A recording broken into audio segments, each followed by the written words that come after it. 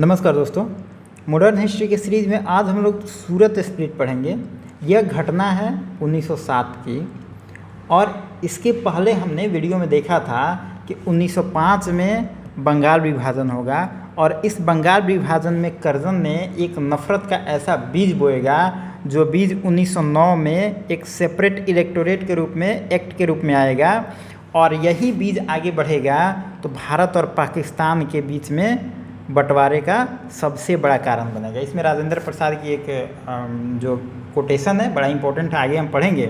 तो इन सारी घटनाओं को आज हम डिटेल में देखेंगे। फिर से साथ में हम आज मुजफ्फरपुर बम केस को देखेंगे, वो हमारे बिहार से रिलेटेड है। दूसरा अगर हम बात करें तो आज गांधी का हम आगमन देखेंगे और साथ में फर्स्ट वर्ल्ड वार अब शुरू होने वाला है तो उसमें क्या क्या घटनाएँ हो रही हैं, तो इन सब टॉपिक को हम थोड़ा सा डिटेल में देखेंगे। तो चलिए वीडियो को स्टार्ट करते हैं और देखते हैं आज का कौन कौन सा टॉपिक है। देखिए, सूरत स्प्लिट की अगर हम बात करें, यह घटना 1907 में होता है। इसमें होता क्या है कि जो नरम दल और गरम दल, जो मॉडरेट और एक्सट्रीमिस्ट हैं, दोनों इंडियन नेशनल कांग्रेस के पार्ट हैं, लेकिन इन दोनों में कुछ बातों पे विवाद होता है और दोनों में बिखराव हो जाता है। मतलब दोनों अलग अलग रास्ते हो जाते हैं और इसमें कांग्रेस का नेतृत्व काफ़ी कमज़ोर हो जाता है। तो इसी को नरम दल और गरम दल के बीच का जो अलगाव है, मतलब विभाजन है, उसी को हम सूरत स्प्लिट के नाम से जानते हैं। यह सूरत है कहाँ पे? अगर हम सूरत की बात करें तो यह है ताप्ती नदी पर। यह कई बार एग्जाम में पूछा गया है कि सूरत कहाँ पे है। यह जो INC सेशन हुआ था सूरत का, तो कहाँ पे हुआ था? ताप्ती नदी के किनारे। और रास बिहारी बोस इसके प्रेसिडेंट थे उस समय।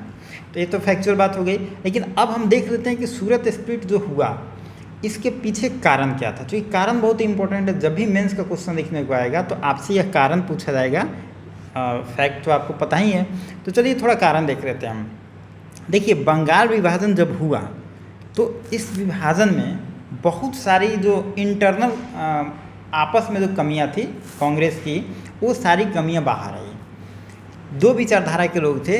इस बंगाल विभाजन में जो आंदोलन छेड़ा गया, आंदोलन में भी हमने बताया था पिछले वीडियो में कि दोनों का विचार अलग अलग था। जैसे एक आंदोलन था स्वदेशी। इसके पहले हम थोड़ा सा देख लेते हैं कि बंगाल विभाजन का जब विरोध ये लोग कर रहे थे तो मॉडरेट कहते थे हमेशा कि इस जो आंदोलन है इसका सिर्फ बंगाल तक सीमित रखा जाए, बंगाल तक सीमित रखा जाए। लेकिन एक्सट्रीमिस्ट कहते थे कि नहीं, इसको पूरे भारत में फैलाया जाए।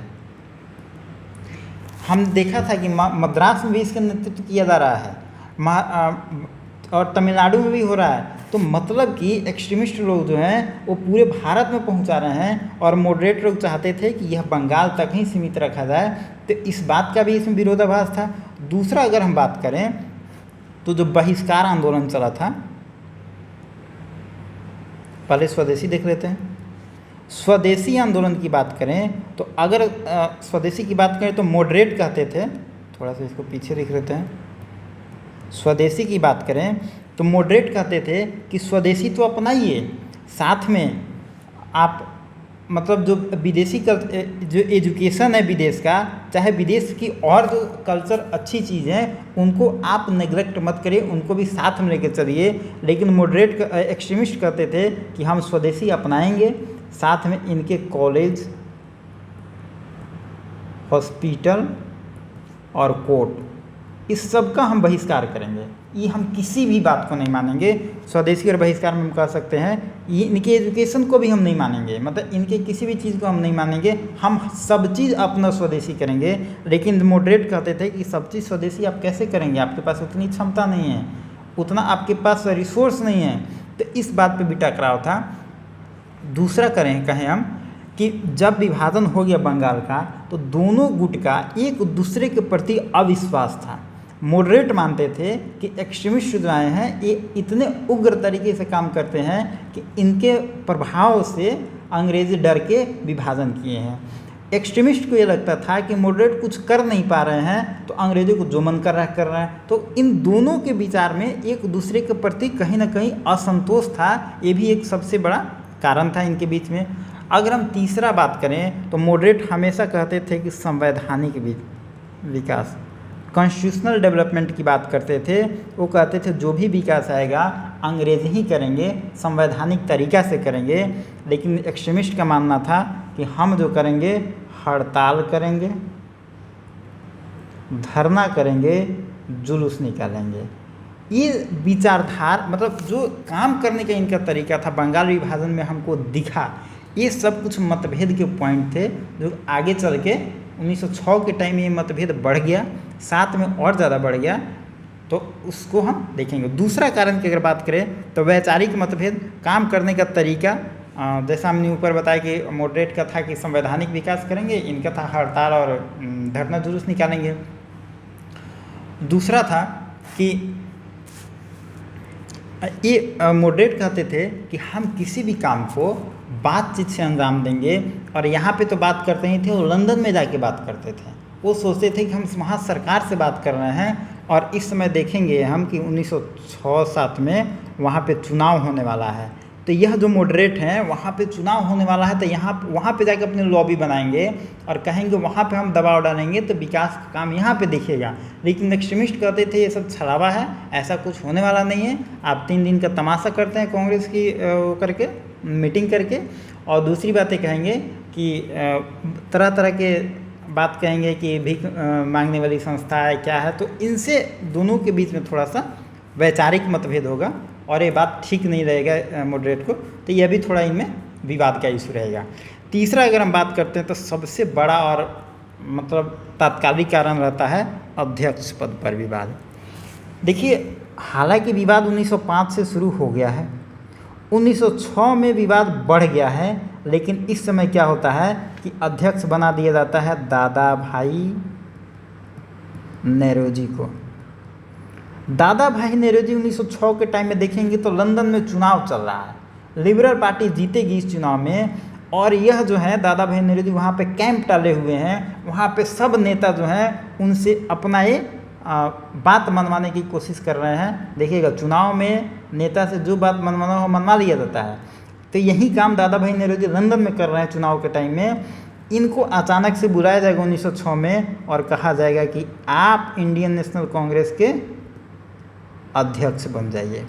तो विवाद तो है, मॉडरेट और एक्सट्रीमिस्ट में विवाद है, लेकिन दादा भाई नेरोजी का कद इतना बड़ा है कि इनके सामने कोई चू तक नहीं बोल सकता है। और जो विवाद था सब जहाँ लोग थे वहीं पे चुप रह गए, और 1906 का INC सेशन आराम से हो जाता है, विवाद खत्म हो जाता है, कोई इनके विरोध में बोल नहीं पाता है। ठीक है, तो 1906 में किसी तरह काम चल गया। लेकिन देखिए, विरोध जब हो गया है, दोनों के बीच में जब मतभेद हो गया है, तो कभी ना कहीं गुब्बारा फूटना तय है। आज नहीं कल फूटेगा, लेकिन फूटेगा ज़रूर। अब 1907 में यही घटना बढ़ जाती है। 1907 में हुआ कि INC का जो सेशन होगा वह होगा कहाँ पे? पहले डिसाइड किया गया कि सेशन होगा नागपुर में, लेकिन मॉडरेट लोगों को लगा कि नागपुर जो जगह है वो उग्रवादियों का गढ़ है, महाराष्ट्र में पड़ता था, और महाराष्ट्र में नागपुर जो है एक्सट्रीमिस्ट लोगों का गढ़ है। अगर वहाँ पे कोई भी सेशन कराया गया तो यह जो कांग्रेस है कहीं ना कहीं एक्सट्रीमिस्ट के प्रभाव में चला जाएगा। ठीक है, अब देखिए, आज भी अगर कांग्रेस का कोई सेशन करवाना हो तो नागपुर में थोड़े कराएगा। नागपुर में तो मतलब समझिए कि RSS का गढ़ है, तो सोचेगा कि उस जगह नहीं करवाया जाए, कहीं और करवाया जाए। तो सेम कंडीशन उस समय भी लागू हो रहा है कि नागपुर जो है महाराष्ट्र उस समय गढ़ है, मतलब इनका एक्सट्रीमिस्ट का, तो जगह को बदला जाए, और यह जगह बदल के रखा गया है सूरत। ठीक है, तो आप याद रखेंगे 1907 का जो सेशन होता है सूरत में ही होगा। अब दूसरा जगह तो चुन लिया गया, अब हुआ कि अध्यक्ष के पद पर विवाद हो गया। तो जो मॉडरेट हैं ये अपना नाम देंगे और एक्सट्रीमिस्ट अपना नाम देंगे। अब जो मॉडरेट हैं ये कहेंगे कि रास बिहारी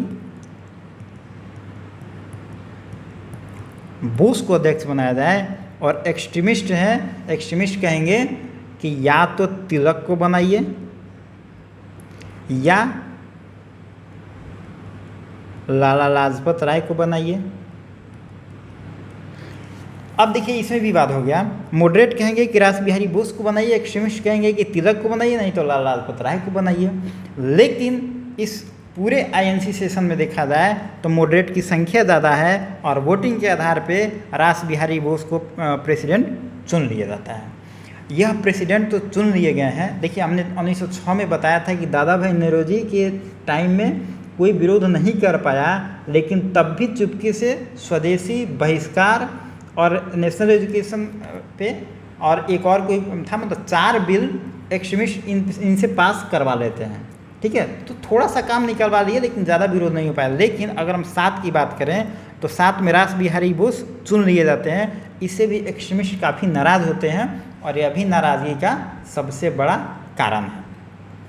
अब जब 1907 में एक स्टेटमेंट आता है दादा भाई नौरोजी का कि वो लेटर लिखते हैं, उनका एक लेटर मिला है, उसमें लेटर में कहते हैं कि 6-7 के टाइम का एक लेटर है, उसमें लिखते हैं कि इस समय नाराज़गी एक्सट्रीमिस्ट लोगों के बीच में इतना ज़्यादा बढ़ गया है कि अगर उनको कहीं अलग पाथ पे जाना है, कांग्रेस छोड़ना है तो छोड़ सकते हैं, अब हम उनको मनाने की कोशिश नहीं करेंगे।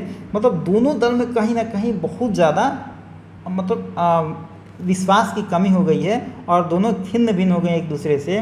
तो 1907 में लास्ट में क्या होगा कि दोनों गुट एक्सट्रीमिस्ट को बोलेंगे कि हम अब साथ में नहीं रहेंगे, ये अलग हो जाएंगे और दोनों गुट अलग एक दूसरे से अलग रास्ता अपना लेगा। यही है सूरत स्प्लिट। इसके पीछे अगर देखें तो तीन कारण थे। मेन कारण था अध्यक्ष पद पर मतभेद, जो सबसे ज़्यादा प्रभावी रहा और तत्कालिक कारण रहा। ठीक है, अब साथ में सूरत स्प्लिट हो गया। अब इसका असर क्या होगा? इसका असर ये होगा कि जो मॉडरेट थे ये कहीं ना कहीं बात करते थे कि हम यूनाइट चलते हैं, पूरे भारत को लेकर चलते हैं। अब ये कहीं ना कहीं इनकी लीडरशिप पे क्वेश्चन उठेगा और कहा जाएगा कि आप पूरे भारत की बात कर रहे थे, लेकिन आपके दल में ही अंतर विरोध है, दल में ही आपके नहीं पट रहा है, तो इनका जो नैतिक आधार होगा कमज़ोर हो जाएगा। साथ में जो एक्सट्रीमिस्ट हैं ये युवाओं को आकर्षित करने के लिए जाने जाते हैं, लेकिन जब युवा देखेंगे कि हमारे जो लीडर हैं वो लीडर का ही आपस में नहीं बन रहा है, तो इनका क्या होगा? राजनीति से इनका इस समय मोह भंग होगा। और इसी फायदा को देखते हुए अंग्रेज़ों ने दमन शुरू कर देगा, अंग्रेज़ दमन शुरू करेंगे। और दमन शुरू करेगा तो कौन पकड़ाएगा? जितने एक्सट्रीमिस्ट लोग हैं इनको पकड़ कर जेल में डाल देगा। ठीक है, तो इससे भी लोगों में काफ़ी मतलब एक खिन्न की मतलब गुस्सा आएगा कि हम इन दोनों के सपोर्ट में चले, लेकिन ये आपस में लड़के अपने एक जो नेशनल मूवमेंट था उसको ये लोग कमज़ोर कर रहे हैं। तो एक उसमें निराशा की भाव जगेगी। और 1905 में जो कर्जन ने बीज बोया था नफ़रत की फूट एंड राज करो की, उसका इस पर भी प्रभाव पड़ेगा। और सबसे बड़ा प्रभाव हम देखेंगे 1909 का जो एक्ट आएगा हम उसमें देखेंगे। तो ये 1907 का सूरत स्प्लिट समझ में आ गया होगा। अब चलते हैं थोड़ा सा आगे। देखिए अब क्या होगा कि मॉरले मिंटो एक्ट आएगा। मॉरले मिंटो एक्ट के बारे में हम थोड़ा बता दें कि 1905 में तो बंगाल विभाजन हुआ। इस समय डराया गया मुसलमानों को कि आप माइनॉरिटी में हैं, और इसी के डर से हम देखते हैं कि आगा खां मुस्लिम लीग की स्थापना करेंगे। आगा खां जब मुस्लिम लीग की स्थापना करेंगे तो ये मांग क्या करेंगे कि हमको सेपरेट इलेक्टोरेट दे दीजिए। ठीक है, सेपरेट इलेक्टोरेट दे दीजिए। और यही तो अंग्रेज चाह रहे थे कि आप इस टाइप से डिमांड करिए जिससे कहीं ना कहीं नफ़रत बढ़े, और इन लोगों ने खट से इसको मान लिया और मॉरले मिंटो एक्ट 1909 में जो आता है इसमें इसको लागू कर दिया। अब देखते हैं मॉरले मिंटो एक्ट में है क्या। देखिए मॉरले मिंटो एक्ट आया क्यों? सबसे पहले एक तो बंगाल से जो नफ़रत का बीज बोया गया है उसको मतलब इस एक एक्ट के माध्यम से उसको अस्थाई बना दिया जाए। दूसरा हमने ऊपर बताया कि 1906 में लिबरल पार्टी की सरकार बनती है। तो कोई भी नया सरकार बनती है तो वो एक नया समिति बनाती है, कुछ नया एक्ट बनाती है कि हम काम कर रहे हैं। और लिबरल सरकार वहाँ पे देखते हैं लंदन में, तो 1906 में इस बात की घोषणा चुनाव के पहले की थी कि हम अगर सरकार में आते हैं तो भारत के लिए हम कानून बनाएंगे, भारत को नए तरीके से हम चलाएंगे। इसके बारे में वो अपना घोषणा की थी। तो घोषणा को पूरा करने के लिए मॉर्ले कौन है? ये सचिव हैं, सेक्रेटरी हैं, और मिंटो हैं गवर्नर जनरल या वायसराय कह सकते हैं। ठीक है, तो यही है और यही है मॉर्ले मिंटो एक्ट आता है। अब देख लेते हैं मॉर्ले मिंटो एक्ट में है क्या क्या। इसमें सबसे बड़ा चीज़ है कि डिवाइड एंड रूल की जो पॉलिसी है उसको यह और मतलब स्थायी कर देता है, एक एक्ट के तहत इसको बना देगा। दूसरा अगर हम कहें तो इसमें क्या होगा कि सेपरेट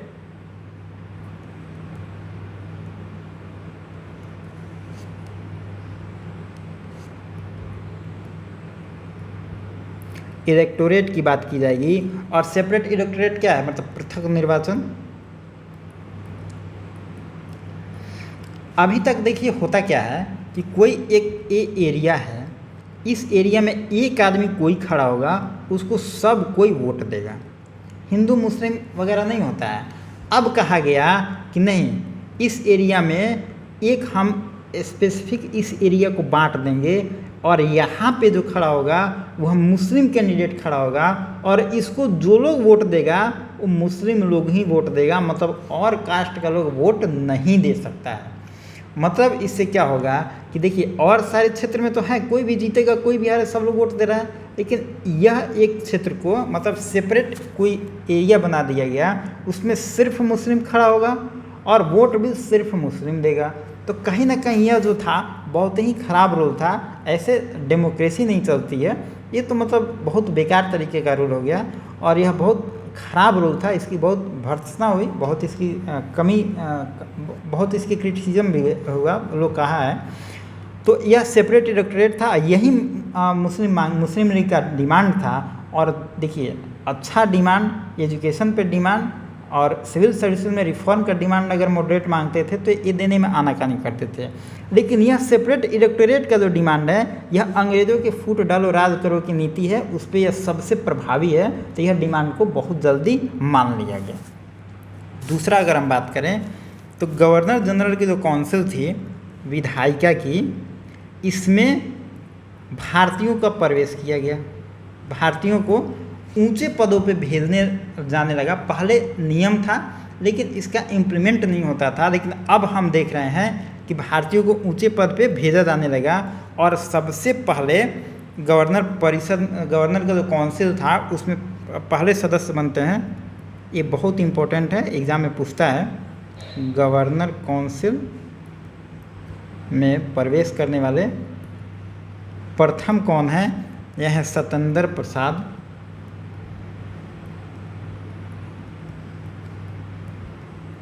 एसपी सिन्हा है, इनको लॉर्ड सिन्हा भी कहा जाता है।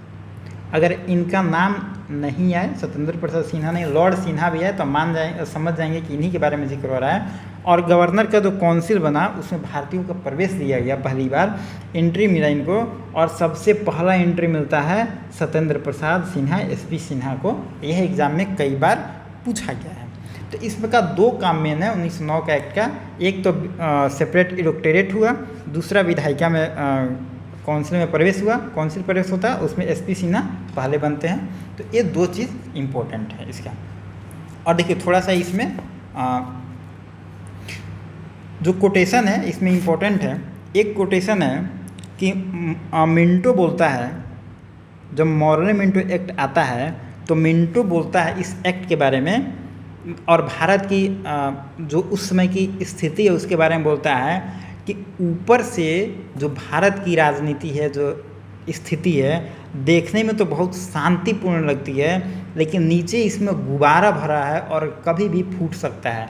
मतलब उसका कहने का सेंस है कि ऊपर से भारत में दिख रहा है कि आईएनसी है, मॉडरेट है और इनके बीच में कहीं ना कहीं विभाजन है, लेकिन अगर अंदर में देखें तो मुस्लिम लीग एक नया रूप ले रहा है। इसको देख के हम आगे देखेंगे कि और जो जाति हैं उनमें भी छोटा छोटा दल बनेंगे और यह बाद में एक हिंसक रूप ले लेगा और बाद में पाकिस्तान का रूप ले लेगा। तो यही बात को कह रहा है उस समय अपने जो लेटर है उसमें कह रहा है। तो आप इस चीज़ को याद रखेंगे, अगर कोटेशन में पूछ दिया जाए कि ऊपर से तो भारत की स्थिति शांत दिखती है लेकिन अंदर में गुब्बारा की तरह दबा हुआ है, यह किसका स्टेटमेंट है? तो ये मिंटो का स्टेटमेंट है। एक और स्टेटमेंट इसके संदर्भ में आता है राजेंद्र प्रसाद का, और यह बीपीएससी में शायद 2-3 साल पहले पूछा है। अब कब पूछा हमको याद नहीं आ रहा है, लेकिन शायद इसको पूछा है। यह मोर्ले मिंटो जो एक्ट है, मोर्ले जो आता है, मुख्य तो मोर्ले है क्योंकि भारत सचिव है, मिंटो तो उसके इशारे पे यह काम कर रहा है, तो ये मोर्ले को सबसे दोषी मानते हैं और यह कहते हैं कि पाकिस्तान का जनक जो है मोर्ले है।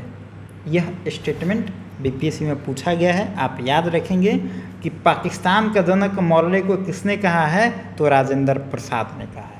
ठीक है, तो यही था, इसमें अब कुछ डिटेल है नहीं।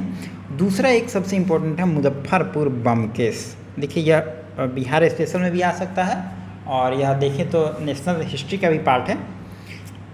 बिहार हिस्ट्री का यही ब्यूटी है कि उसका बहुत सारा चीज़ नेशनल हिस्ट्री में कवर होता है। तो देखिए मुजफ्फरपुर बम केस यह होता है 30 अप्रैल 1908 को। यह घटना क्या होती है? एक जज है किंग्सफोर्ड, किंग्सफोर्ड जज है बंगाल में। यह बहुत ही बायस्ड जज है। यह जो जज है, अगर सेम केस होता है अंग्रेज़ों का और सेम केस होता है इंडियन का, तो अगर अंग्रेज़ों को यह सज़ा 2 साल देता है तो इंडियन को यह सज़ा 5 से 6 साल देता है। मतलब भारतीय लोगों के प्रति इसका नज़रिया बड़ा ही खराब है, तो भारतीय लोग इससे थोड़ा सा नाराज़ रहते हैं। इसको मारने की धमकी बंगाल में भी मिलती है, तो पहले वहाँ पे पुलिस को पता चल जाएगा कि किंग्सफोर्ड को मारने की धमकी मिली है, तब इसका ट्रांसफ़र हो जाएगा और इसको सेशन जज बना के भेजा जाएगा इसको मुजफ्फरपुर। धमकी इसको मिली है बंगाल में भी, लेकिन इसको सेशन, उससे बचने के लिए इसको सेशन जज बना के भेजा जाएगा मुजफ्फरपुर। लेकिन जब काल मरड़ा रहा है तो क्या करेगा बेचारा। अब जब मुजफ्फरपुर में आएगा तब यहाँ पे मिलते हैं खुदीराम बोस और दूसरा है प्रफुल्ल चाकी। इन लोगों को लगा कि यह बहुत ख़राब जज है, इसकी हत्या कर दी जाए, तो ये लोग इसकी हत्या के लिए मतलब एक षड्यंत्र कर रहे हैं और इन कोशिश कर रहे हैं इसको मारने का। हुआ है कि 30 अप्रैल 1908 को इसका काफिला गुजर रहा था, तो काफिला में बहुत सारे लोग थे। इन दोनों व्यक्ति ने बम फेंका इस पर, और वो बम गलती से इसके गाड़ी पर नहीं, इसके पीछे जो चल रही थी गाड़ी केनेडी उसके गाड़ी पर गिर गया। और केनेडी के गाड़ी में यह था, इसकी बीबी थी, साथ में एक और लेडी थी, मतलब केनेडी प्लस 2 ब्रिटिश महिला थी और एक केनेडी की बच्ची थी। मतलब 5 लोगों की हत्या हो गई। अगर केनेडी है, कहा जाता है कि यह भारत के प्रति बड़ा उदार रवैया रखता था। तो देखिए जो किंग्सफोर्ड है यह बहुत ख़राब रवैया अपनाता था। इसको मारने गए लोग, लेकिन गलती से केनेडी के काफिला पे बम गिर गया और 5 लोग मर गए, जबकि 5 लोग निर्दोष थे। तो इसके एवज में यही है मुजफ्फरपुर बम केस। मारने गए लोग किंग्सफोर्ड को, मर गए केनेडी। तो इस घटना के बाद खुदीराम बोस को पकड़ लिया गया और खुदीराम बोस पकड़ने के बाद इनको मतलब केस चला इन पे, और इनको 11 अगस्त 1908 को फांसी हो गई, जब इनकी उम्र मात्र 18 साल थी। यह भी एग्ज़ाम में पूछा जाता है कि खुदीराम बोस की फांसी हुई थी कितने साल के थे। हालांकि बहुत कम उम्र में फांसी देने वाले में इनका गिनती होता है, तो आप इनका नाम याद रखेंगे। साथ में जो प्रफुल्ल चाकी है, तो ये पकड़ा नहीं पाए। ये क्या किए कि ये तो बम फेंकने के बाद यह ट्रेन पकड़े और ट्रेन पकड़ के सीधे समस्तीपुर जा रहे थे। समस्तीपुर जा रहे थे, तब तक ट्रेन में एक इनको सब इंस्पेक्टर मिल गया और सब इंस्पेक्टर इनको पहचान लिया, और वहीं सब इंस्पेक्टर मुखबिरी करके अगला स्टेशन पे फ़ोन कर दिया था। जैसे ही गाड़ी अगले स्टेशन पे रुकी, तब तक चारों तरफ से ट्रेन को पुलिस ने घेर लिया। अब प्रफुल्ल चाकी को लग गया कि हम यहाँ पे मारे जाएंगे, तो उन्होंने पिस्तौल निकाला और अपने पिस्तौल से खुद को गोली मार ली। इस तरह से प्रफुल्ल चाकी अपने आप को गोली मार रही है, सुसाइड कर रही है मतलब एक तरीके से। और खुदीराम बोस को 11 अगस्त 1908 को फांसी हो गई। तो यह जो बम केस है यहीं पे इसकी कहानी यहीं पे ख़त्म हो जाती है। लेकिन यह एग्ज़ाम में डेट इससे बहुत पूछा जाता है कि यह घटना किस डेट को हुआ था, 30 अप्रैल को। खुदीराम बोस को फांसी कब लगी, 11 सितंबर को। यह 2 घटना इसमें बहुत इंपॉर्टेंट है। और बम केस में मरा कौन था, केनेडी मरा था। तो यह आप 3 फैक्ट इसमें बहुत इंपॉर्टेंट है। साथ में भी कभी कभी पूछ दिया जाता है कि खुदीराम बोस और प्रफुल्ल चाकी दोनों को फांसी हुई थी क्या। तो ये चीज़ में आप थोड़ा सा मतलब अंतर करेंगे कि एक को फांसी हुई थी, एक अपने आप गोली मार लिए थे। और अगला घटना हम देख लेते हैं तो फर्स्ट वर्ल्ड वार की घटना है और गांधी जी का भारत में आगमन है। इस टॉपिक को हम थोड़ा सा देख लेते हैं। आज छोटे छोटे टॉपिक है, बड़ा टॉपिक कोई नहीं है, छोटा छोटा, लेकिन यह इम्पोर्टेंट सब टॉपिक है। देखिए फर्स्ट वर्ल्ड वार स्टार्ट होता है, पहले हम थोड़ा गांधी जी को देख लेते हैं। गांधी जी 9 जनवरी 1915 को भारत आते हैं। 21 साल बाद भारत आते हैं। किसी एग्जाम में पूछा हुआ है कि गांधी जी कितने साल बाद भारत आते हैं, तो 21 साल बाद आते हैं। 1893 में यह गए हैं साउथ अफ्रीका और 1915 में आते हैं। अब देखिए आप 22 यहाँ पे मत जोड़िएगा क्योंकि ये जनवरी की घटना है ना, तो 1 महीना के लिए काउंट नहीं किया जाता है, ठीक है। तो 21 साल बाद ये आते हैं वापस। तो इसीलिए आप देखेंगे कि 9 जनवरी जो है प्रवासी भारतीय दिवस मनाया जाता है। ये इसी दिवस के यादगार में मनाया जाता है। गांधी जी 9 जनवरी 1915 को भारत आए थे, तो हर साल प्रवासी भारतीय दिवस मनाया जाता है। और कब से मनाया जा रहा है, 2003 से। ऐसा नहीं है कि 1914 से मनाया, 15 से मनाया जा रहा, नहीं, 2003 से स्टार्ट हुआ मनाना। तो आप इस डेट को भी याद रखेंगे, एग्ज़ाम में पूछा जा सकता है। तो अब गांधी जी जब भारत आ रहे हैं तब भी देख रहे हैं भारत की स्थिति है। अब आप याद करिए, कांग्रेस जो है सबसे बड़ी संस्था है, ऑल इंडिया नेशनल की संस्था, उसमें विभाजन हो गया है। मॉडरेट अलग हो गए हैं, एक्सट्रीमिस्ट अलग हो गए हैं, किसी की बात कोई सुन नहीं रहा है। जो एक्सट्रीमिस्ट हैं उनको अंग्रेज़ों ने पकड़ पकड़ के जेल में डाल दिया है। जो मॉडरेट हैं उनकी मना स्थिति कमज़ोर हो गई है। साथ में मॉरल मिंटो एक्ट आ गया, सेपरेट इलेक्टोरेट आ गया है। तो सामाजिक जो ताना बाना है वो भी गड़बड़ हो चुका है। इस समय हम देखेंगे एक नकारात्मकता का माहौल है भारत में। कोई मतलब आंदोलन को बढ़ाने के लिए एक कोई लीडरशिप की क्राइसिस दिख रही है। उसी में गांधी का आगमन होगा।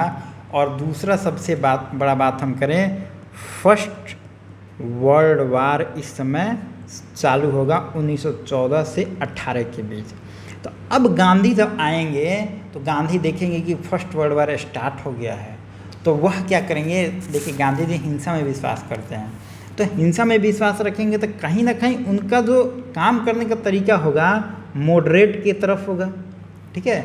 और इनके गुरु कौन हैं, इनके गुरु हैं गोखले। गोखले खुद मॉडरेट है, तो जिसके गुरु मॉडरेट है उसका चेहरा भी मॉडरेट होगा। और गांधी जी मॉडरेट की तरफ झुके हुए नजर आएंगे। हालांकि बाद में इनका आंदोलन अहिंसक होगा, उसको बाद में देखेंगे, लेकिन अभी यह मॉडरेट के सपोर्ट में होंगे।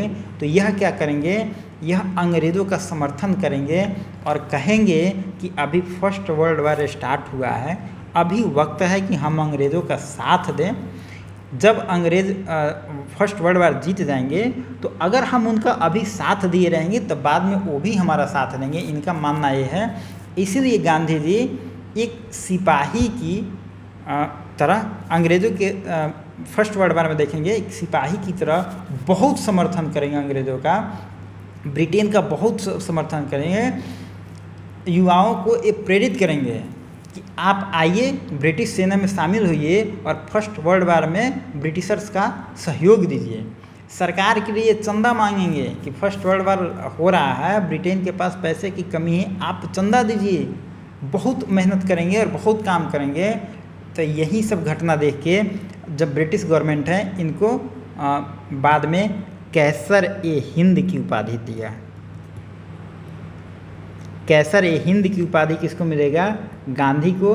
यह ब्रिटिश गवर्नमेंट देगी। और दूसरा, इनको जब ब्रिटिशर्स की इतना मदद करेंगे फर्स्ट वर्ल्ड वार में, तो लोगों ने इनको भर्ती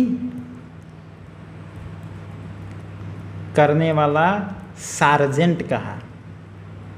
मतलब एक ऐसा सिपाही जो ब्रिटिशर्स के लिए काम करता हो और उनके सारे कामों को अपने तरह मान के करता हो, लोगों को अवेयर करेंगे और कहेंगे कि तुम सेना में शामिल हो जाओ और फर्स्ट वर्ल्ड वार में ब्रिटिशर्स का सहयोग करो।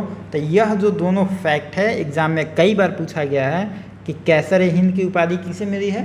गांधी जी को। भर्ती करने वाला सार्जेंट किसे कहा गया है? ये भी कहा गया है गांधी जी को। और ये दोनों घटना जुड़ी हुई है फर्स्ट वर्ल्ड वार की घटना से। ठीक है, तो फर्स्ट वर्ल्ड वार में इतना ही है। अब हम आगे जब देखेंगे, आगे लखनऊ सेशन होगा, उसके बाद हम देखेंगे गांधी का आंदोलन शुरू होगा। अभी गांधी जी नया नया आए हैं, अभी भारत में देख रहे हैं क्या परिस्थिति होता है, तो आते आते आंदोलन करेंगे नहीं, लेकिन गांधी का पहला जो काम होगा भारत में यही होगा। तो अब आगे जो भी टॉपिक में आएगा हम करेंगे। चलिए अब थोड़ा आगे देख लेते हैं।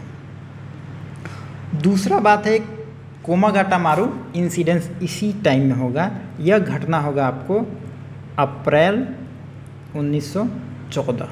यह घटना है क्या?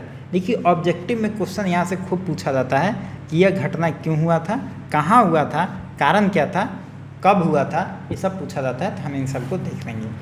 कोमागाटू यह है क्या? यह एक जहाज़ है।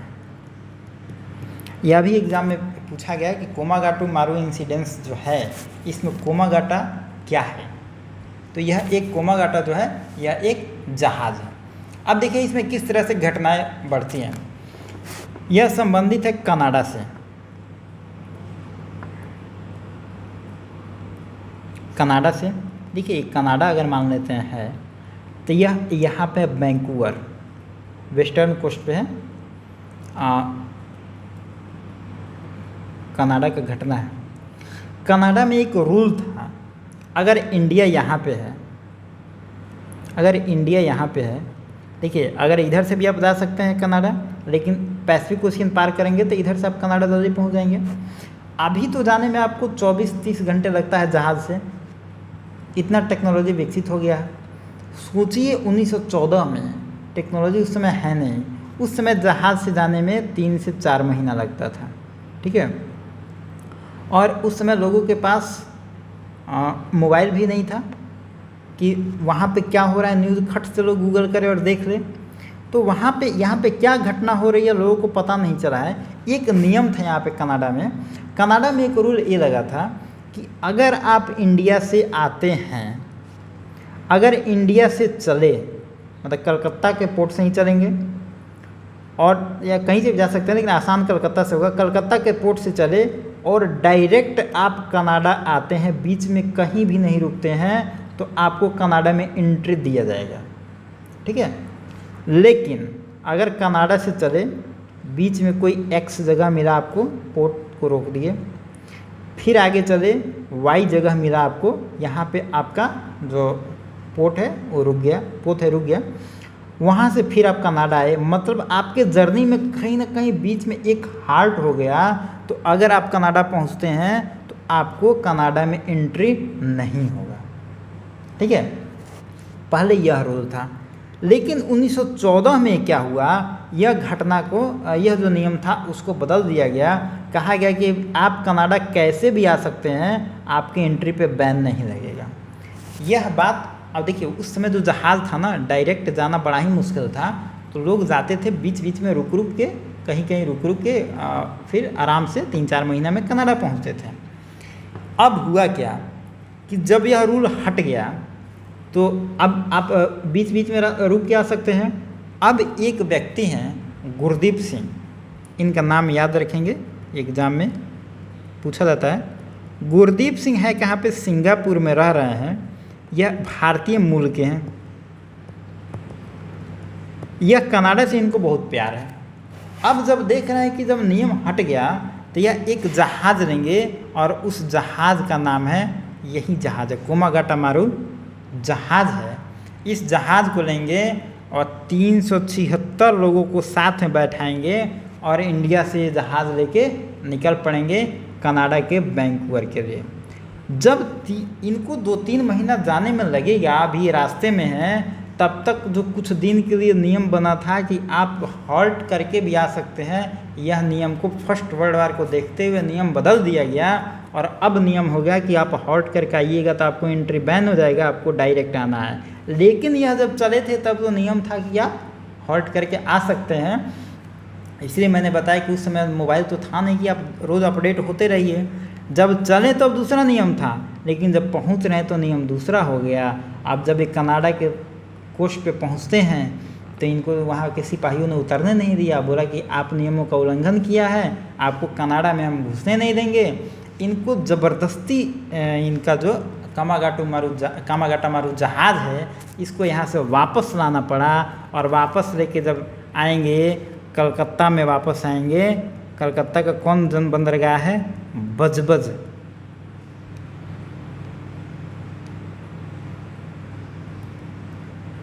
बजबज पोर्ट पे उतरेंगे तो यहाँ पे लोगों का भारी विरोध रहेगा और भारी विरोध के बाद बहुत लोग पुलिस के साथ मतलब लड़ाई होगा, हिंसा होगा, उसमें कुछ लोग मारे जाएंगे, कुछ लोग जहाज़ से कूद के मतलब जहाज़ में डूब के मर जाएंगे, लड़ाई के झड़प होगा उसमें जहाज़ से डूब के पोर्ट में मतलब समुद्र में मर जाएंगे, कुछ लोग घायल हो जाएंगे, कुछ लोग भाग जाएंगे। ये बहुत सारी घटनाएं होगी और यह घटना बहुत मतलब एक आंदोलन का रूप ले लेगा और इसी घटना पे अंग्रेज़ों ने एक कमेटी बनाएगा। उस कमेटी का नाम है शोर कमेटी। आपके एग्ज़ाम के दृष्टिकोण से यह इम्पोर्टेंट है कि शोर कमेटी किससे संबंधित है, तो कामागाटामारू इंसिडेंट से रिलेटेड है शोर कमेटी। ठीक है, तो इसमें यही है कि जब ये चलेंगे इंडिया से बजबज पोर्ट से तो रूल दूसरा होगा, पहुँचेंगे रूल दूसरा होगा, इससे इनको नुकसान होगा। फिर वैंकूवर से वापस रिटर्न आ जाएंगे और बजबज पे आएंगे तो थोड़ा सा झड़प होगा, कुछ लोग मरेंगे, कुछ लोग घायल होंगे, कुछ लोग डूब के मर जाएंगे। तो इसके बाद एक शोर कमेटी बनाई जाएगी और बाद में इसका रिपोर्ट वगैरह कुछ नहीं होगा, क्या होगा इसका कोई मतलब नहीं है। ठीक है, अब देखिए एग्ज़ाम में एक ये भी क्वेश्चन पूछा गया है कि कनाडा में जो वैंकूवर किस पोर्ट एक एग्ज़ाम में कहीं पूछा गया था ये किस तट पे है, तो ये था उत्तर पूर्व, दक्षिण पूर्व। तो आप याद रखेंगे ये उत्तर पश्चिम का है, ये नॉर्थ हो गया, ये वेस्ट हो गया, तो इस कोस्ट पे है, थोड़ा सा आप ये भी याद रखेंगे। इंडिया का किस पोर्ट पे आता है, तो बजबज पोर्ट पे आता है जो कलकत्ता में है। तो थोड़ा सा लोकेशन हिस्ट्री में पूछा जाता है, ऐसा लोकेशन याद रखेंगे। ठीक है, अब आज का टॉपिक छोटा ही था।